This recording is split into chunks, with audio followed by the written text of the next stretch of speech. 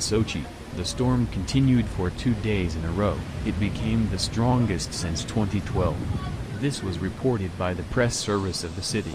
The strength of the wave reached 7 points on the night of November 30th to December 1st. The last time a similar phenomenon was recorded in 2012, then the blow of the elements fell on the Emirati region, the press service of the city administration said.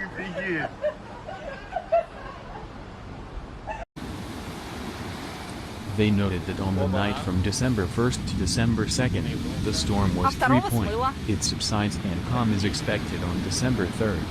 The embankments of the Amaratinskaya lowland in the Adler region of Sochi and the embankments of the Lazarevsky region suffered the hardest from the storm.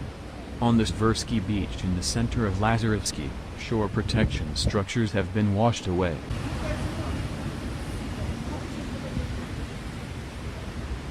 Now the beaches and embankments of Sochi are being restored. They are being cleared of large debris, sand and pebbles. Thanks to the well-coordinated work of all responsible structures, the flooding of Sochi beaches were avoided, the administration noted. Охереть.